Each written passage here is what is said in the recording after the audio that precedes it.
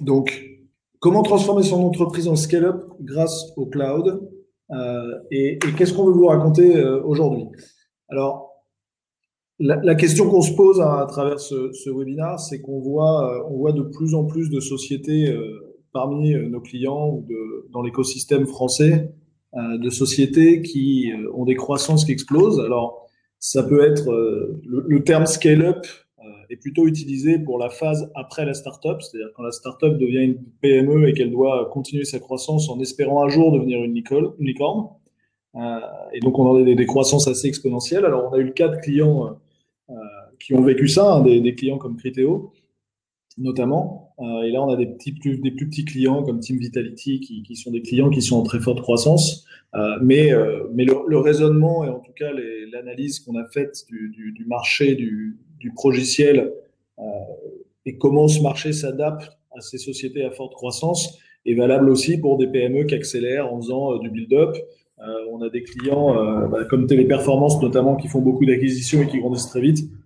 Et donc, la question qu'on se pose, en fait, c'est comment on peut soutenir ces croissances accélérées d'entreprises, alors que par le passé, finalement, on s'équipait d'une plateforme technologique qui était en correspondance à sa taille. C'est-à-dire qu'on avait des logiciels pour les TPE, des logiciels pour les PME, des logiciels pour le bas du milieu de marché, des logiciels pour le milieu de marché, pour le haut du milieu de marché, pour les grands comptes, etc.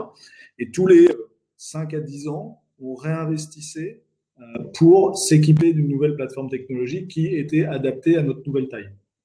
Le problème, c'est que quand vous faites ça, non pas tous les 5 ans, mais tous les ans ou tous les 2 ans, ça devient compliqué de réinvestir dans un équipement informatique tous les 2 ans. Donc la question à laquelle on va essayer de répondre, c'est comment on s'équipe de technologies scalables, donc élastiques et évolutives qui permettent de soutenir ces croissances. Et donc ce qu'on va voir pour répondre à ces questions, en tout cas ce que proposent aujourd'hui les gros éditeurs du marché, c'est l'arrivée des digital operating platforms sur ce marché pour répondre à ces besoins d'accélération de certaines entreprises. Les pains, on les connaît, c'est-à-dire que quand on commence à grossir et qu'on a un outil pas adapté, c'est GD Excel partout. On a des cas de clients, on a eu des clients comme Jimmy Fairley. Là, on travaille avec Easy Peasy. Où sont mes stocks? Ça grossit trop vite, etc. On a le cas classique de ma compta qui dit pas la même chose que le contrôle de gestion, ou mes ventes et mes sales forecasts ne recollent pas à la compta, etc. Donc, tout ça, c'est les pains qu'on connaît quand on grossit trop vite et qu'on n'a pas un outil et une technologie, une plateforme technologique adaptée. Et historiquement, on se développait beaucoup par ce qu'on appelle du best of breed. C'est-à-dire que au fur et à mesure de sa croissance, on venait s'équiper de la meilleure plateforme pour gérer les achats parce que c'était très important. Et puis tout d'un coup, c'est les ventes. Donc je m'équipe du meilleur CRM. Ah, puis tout d'un coup, oh là là, j'ai des problèmes parce que du coup, je commence à vouloir rentrer en bourse, j'en sais rien, et je veux absolument le meilleur de la compta pour rentrer en bourse. Et donc, par petits bouts, on venait acheter le meilleur des logiciels, et en fait, il fallait faire communiquer tout ça. Et c'est ce qu'on appelait en système d'information le plat de spaghettis. J'en avais partout. Et puis le problème, c'est qu'en grossissant, faut que je remplace des bouts. Donc quand j'enlève un bout, j'ai des tuyaux à rebrancher partout et ça devient très compliqué. Donc ça, c'est les architectures best of breed. Donc le meilleur de chaque logiciel à chaque endroit en fonction de l'évolution. Ça peut être pertinent, notamment quand on a des business models qui sont très portés sur quelque chose, c'est-à-dire des cas où finalement la compta est simple, les stocks sont très simples, mais les ventes sont très importantes. Il faut plutôt aller sur du best of breed parce que ça va quelque part être la clé du développement de notre business. Maintenant, quand on veut grossir très vite un petit peu partout, on arrive sur une logique qu'on va appeler best of suite. C'est-à-dire, je sors du best of breed et j'arrive sur le best of suite, c'est-à-dire, je m'équipe d'une plateforme dont je sais qu'elle va me permettre de gérer ma croissance et de devenir une scale-up. Donc, une best of suite, ça va être capable de gérer à la fois la partie client, à la fois mes postes de travail et mes employés, à la fois toutes mes opérations et à la fois tout ce qui est lié à mes produits, ma chaîne logistique, etc. Donc, ça va couvrir l'ensemble du périmètre de l'entreprise. Et contrairement au passé, par exemple, où on pouvait avoir une architecture où j'avais un logiciel qui allait s'occuper vraiment du CRM, c'est-à-dire de la gestion de mes devis, des prospects jusqu'à mes devis. Et puis après, on allait peut-être avoir un logiciel de gestion commerciale qui allait lui s'occuper des ventes. Et puis après, un logiciel comptable. Là, j'essaye de tout avoir sur une même plateforme. Alors, ça va plus loin que l'ERP, parce que l'ERP, lui, on va dire, s'occuper de la gestion commerciale de la pro et de la compta. Là, on va pouvoir aller un cran plus loin, c'est-à-dire que ça va intégrer les processus qui étaient dans le CRM, voire encore plus large. Donc, aujourd'hui, on va regarder la proposition de valeur de Microsoft, qui est une digital operating platform qui s'appelle Dynamics 365, et elle est couplée à une couche qu'on appelle la Power Platform. Donc déjà, on voit que dans les briques de fondation de cette plateforme, on couvre la partie commerce, on couvre la gestion des services, par exemple le field service, quand j'envoie des flottes faire du service, je ne sais pas, réparer des ascenseurs ou des choses comme ça, la couche marketing, la couche de vente, la gestion des talents, donc toute la partie RH, la gestion de la finance et la gestion des opérations. Et vient se greffer à ça une Power Platform qui, elle, va vous permettre de gérer la partie analyse de données et analytics, donc tout ce qu'on appelle la BI, la Business Intelligence, mais pas que. Ça prend aussi en compte avec Power Automate la partie Robot Process Automation, donc l'automatisation de certaines tâches pour gagner en efficacité. Ça prend aussi en compte une couche qu'on va appeler Power Apps et Power Portal qui permettent d'éviter de tordre, de faire ce qu'on appelait à l'époque du spécifique dans vos solutions, c'est-à-dire de devoir reprogrammer une partie des processus de votre plateforme, mais vous allez créer des petites applications pour répondre à un besoin très précis qui viennent se brancher sur la Digital Operating Platform. Et une des grosses révolutions est là-dessus. C'est-à-dire qu'en fait, on a des processus standards sur lesquels on vient greffer des couches d'applications qui sont faites généralement en low-code ou en no-code, ce qui permet de développer très vite à moindre coût et d'adapter très très vite aussi les solutions, c'est-à-dire partir d'un espèce de prototype et puis ensuite la mettre en production et puis faire des évolutions un petit peu constantes et vous permettre de répondre à des process qui vont être très spécifiques, qui vont être différenciants de votre entreprise et qui ne seront pas en standard dans la Digital Operating Platform au lancement. On a encore une couche qui étend ça, et c'est pour ça qu'on parle de Digital Operating Platform composable, c'est qu'on va pouvoir aller en plus sur une partie qui s'appelle AppSource, qui est en fait l'équivalent de votre App Store sur votre iPhone. Vous achetez un iPhone, c'est un téléphone, vous téléchargez une application, ça devient une liseuse. Là, vous achetez une Digital Operating Platform pour faire votre finance et vos opérations, vous téléchargez un composant et ça peut vous permettre de gérer votre stock avec des codes barres, par exemple. Donc voilà, on a toute une série d'apps qui sont très très riches. Je vous invite à visiter le site appsource.com où vous verrez l'étendue des différentes apps qui sont déjà disponibles. Les exemples de valeur ajoutée, donc qu'est-ce que ça vient nous créer, cette Digital Operating Platform, au-delà de nous permettre d'être scalable.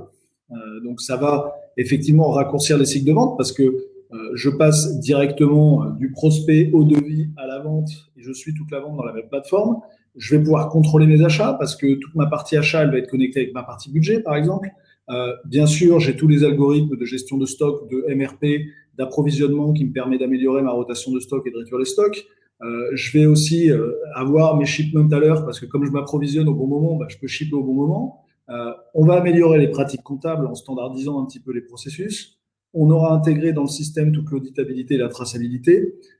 C'est ouvert, ce ne sont plus des boîtes noires, ce sont des systèmes qui sont complètement documentés sur Internet avec ce qu'on appelle des API qui sont des petites portes qui vous permettent de l'intégrer parce qu'il est très probable que vous ayez à un moment donné vraiment un logiciel très métier qui existe déjà ou qui est historique, que vous avez même conçu vous-même dans votre entreprise et on va venir l'interconnecter avec cette plateforme sans avoir à faire des dizaines de lignes de code, etc.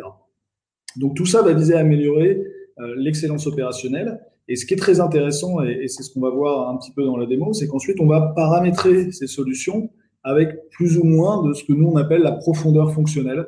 C'est-à-dire que si vous êtes une petite entreprise, vous allez pouvoir au début dire moi, l'achat, c'est juste l'enregistrement de mes factures. Et puis je grossis, finalement maintenant je vais pouvoir gérer des commandes, donc j'active les commandes. Et puis je grossis encore plus et je commence à avoir plein de demandes d'achat dans mon entreprise, donc je veux que les gens puissent faire des demandes que je vais consolider en commandes. Et donc avec la même plateforme, au cours du temps, vous allez pouvoir faire évoluer vos processus avec de plus en plus de profondeur fonctionnelle sans avoir à réinvestir, à faire des migrations et à changer de plateforme.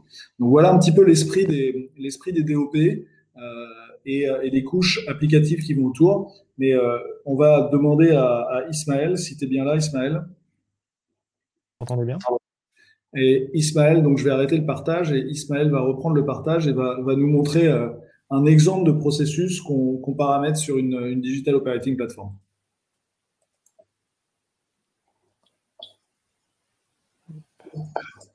Est-ce que vous voyez mon écran? Ouais, c'est bon. Parfait.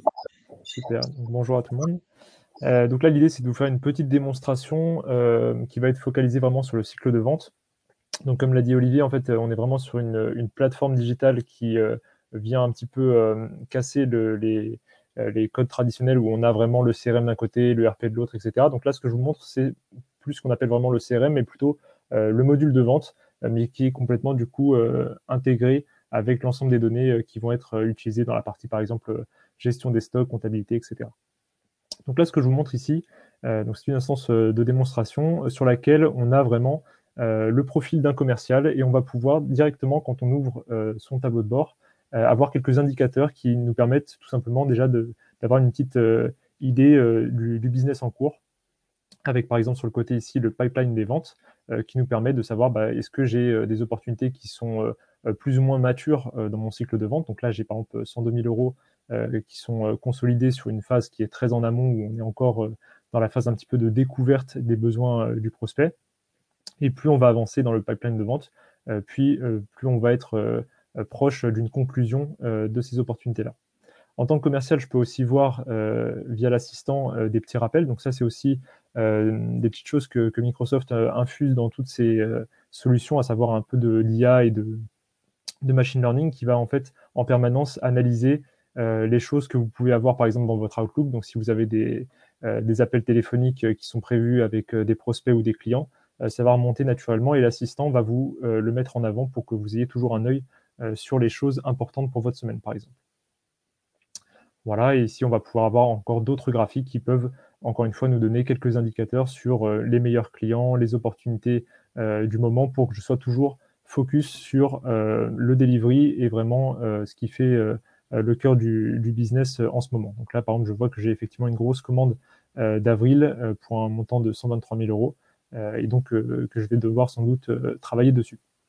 Et enfin, ici, on peut avoir évidemment quelques petites tâches pour travailler en particulier sur certains comptes. Donc, c'est un petit peu la to-do list du commercial pour qu'il sache ce qu'il est à faire dans la semaine.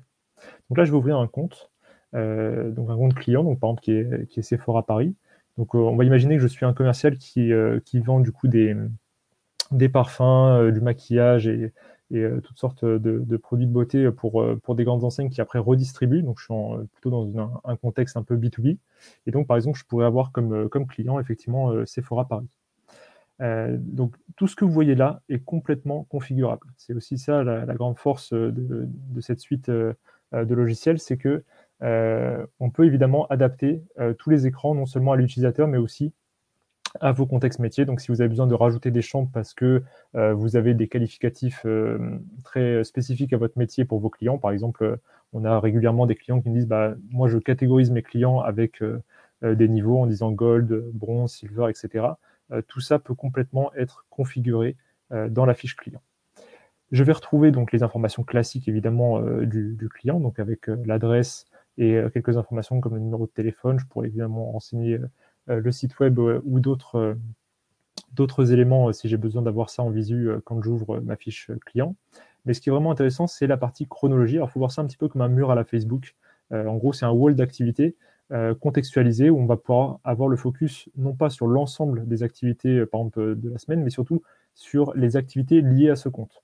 Et là, on a vraiment, on va dire, un aspect très collaboratif de l'outil, parce qu'on peut voir par exemple que ce compte-là a été créé par ma collègue Jaline, mais peut-être que moi, en tant que commercial, je vais devoir travailler dessus. Donc, on peut voir ici que j'avais des appels de relance planifiés et que j'ai effectivement des publications qui se font automatiquement par le système pour dire qu'il y a une opportunité qui a été créée avec ce compte-là. Voilà. Et je peux avoir évidemment sur le côté d'autres informations complémentaires comme les contacts chez ce compte, les opportunités en cours, donc la fameuse commande d'avril dont je parlais, et potentiellement des incidences si jamais il y en a. Donc ça évite aussi de mettre un petit peu les deux pieds dans le plat quand vous êtes commercial. Quand vous arrivez chez le client, vous avez directement toutes les informations. S'il y a eu un incident, vous le savez, vous pouvez donner au client des informations sur la résolution de l'incident. Et donc, ça vous permet d'arriver dans les meilleures conditions pour votre opportunité. Donc, ce qu'on va faire, c'est qu'on va tout simplement créer une nouvelle opportunité. Donc, je vais aller dans la partie opportunité. Et donc, je vais créer une nouvelle opportunité pour ce compte-là. Donc, on va imaginer que je présente du coup le nouveau catalogue 2021 à mon client Sephora Paris. Je vais travailler donc avec la responsable de compte chez Sephora qui est Justine Dupont. Et donc, l'idée, c'est tout simplement de commencer donc, à travailler en indiquant, par exemple, la date de fermeture estimée de cette opportunité. Donc, je vais mettre que c'est pour fin mai. Voilà. Et le revenu estimé. Donc, ça, on va dire qu'on a discuté déjà une première fois avec Justine et qu'on s'est mis d'accord sur un montant de 120 000 euros, par exemple, pour l'instant. Elle ne sait pas exactement voilà, si elle aura le budget pour, mais c'est une première estimation. Voilà, donc je vais enregistrer l'opportunité. Et donc là, en fait, ce qui est intéressant, c'est que on peut en fait connecter le CRM donc Dynamics 365 avec l'ensemble des autres éléments de votre écosystème SI et notamment avec Teams. Donc par exemple, là, ce que j'ai fait, c'est que en créant cette opportunité de nouveau catalogue avec un petit U ici, c'est encore mieux. Quand j'ai créé cette opportunité-là, ce que le système a fait, c'est qu'il a été posté sur Teams. Vous voyez ici, à 11h21, donc là, voilà, on est en live.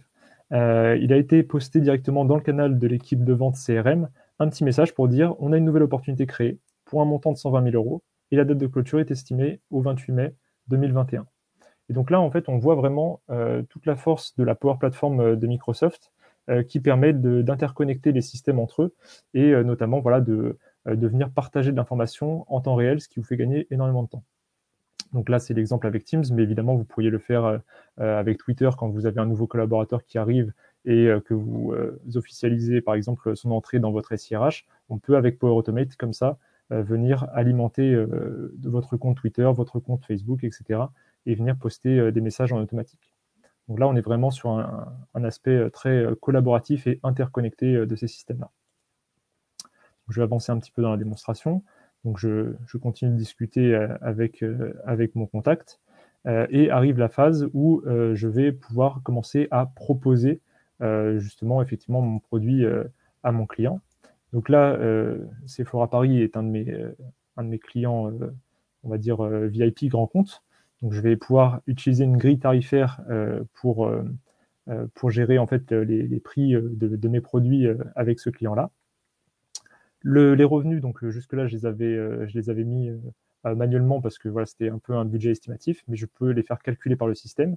Et donc, du coup, quand je vais ajouter un produit à cette opportunité-là, donc par exemple mon parfum numéro 5 qui est dans mon catalogue, qui peut être évidemment remonté complètement depuis la partie gestion des stocks pour savoir si j'ai encore des produits en stock, voilà, quelles sont les différentes caractéristiques aussi que je pourrais remonter en termes de caractéristiques produits. Donc voilà, hop. Pardon, j'aurais dû rester sur mon numéro 5. Il fallait forcément un petit effet démo, sinon c'est pas drôle. Sinon vous aurez cru que c'était scénarisé. Hop. Donc voilà, donc là je récupère effectivement mon parfum numéro 5.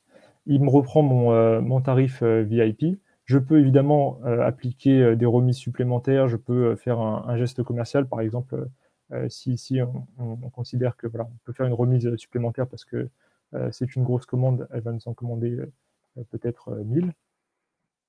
Je vais enregistrer ici. Voilà. Et donc là, on voit que le revenu estimé s'est mis à jour automatiquement, était à 120 000 euros. Maintenant, on passe à 100 000 euros parce que le système calcule par rapport aux différents produits que je peux faire figurer dans cette opportunité-là. Et ensuite, je vais pouvoir évidemment travailler sur un devis. Donc, je vais créer un nouveau devis que je vais pouvoir transmettre à mon client. Donc là, il me récupère automatiquement toutes les informations, donc avec mon parfum, le fait que c'était lié à l'opportunité et mon client potentiel.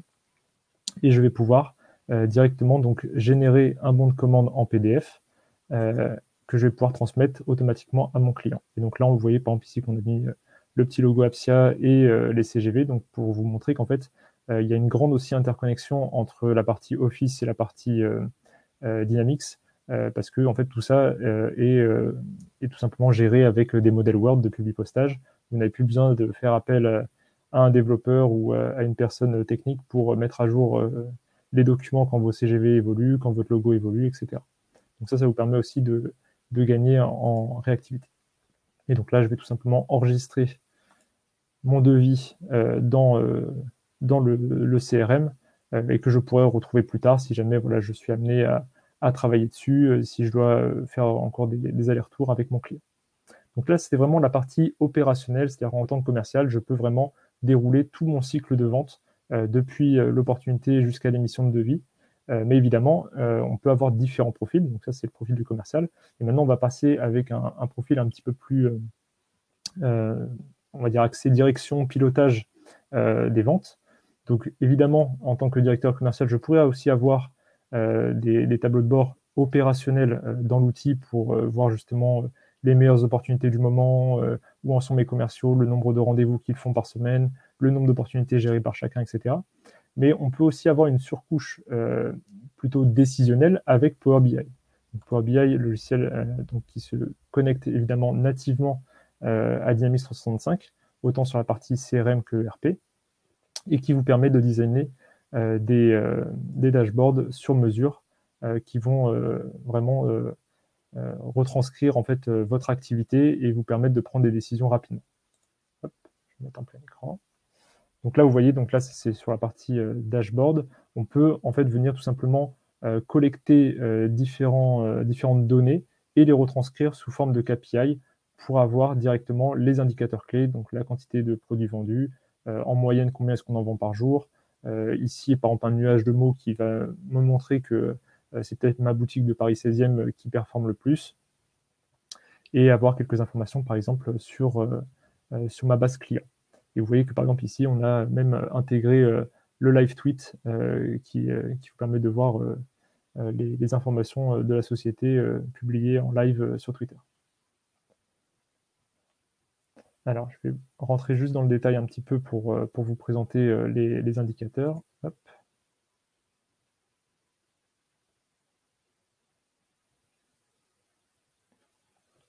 Voilà. Et donc là, en fait, ce qui est intéressant, c'est vraiment de pouvoir non seulement visualiser d'un coup d'œil les données. Hein, on sait très bien que voilà, un des grands problèmes dans les entreprises, c'est que de la donnée, on en a de plus en plus.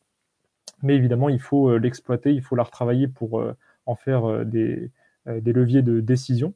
Et que traditionnellement, quand on n'a pas d'outils justement de reporting comme Power BI, c'est beaucoup de temps passé à faire des tableaux croisés dynamiques dans tous les sens, à savoir si c'est la dernière version, si on a bien intégré les chiffres de la veille, etc. etc.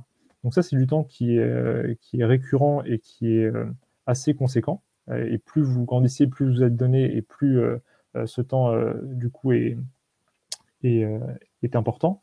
Et donc, l'intérêt de Power BI, c'est vraiment de designer les indicateurs pour que vous n'ayez plus à travailler la donnée, mais plutôt directement à la consommer pour prendre les bonnes décisions. Donc là, on voit par exemple que je suis toujours sur mon interface web. Hein, depuis tout à l'heure, je suis sur un navigateur. Et vous voyez que par exemple, on a défini des refresh automatiques.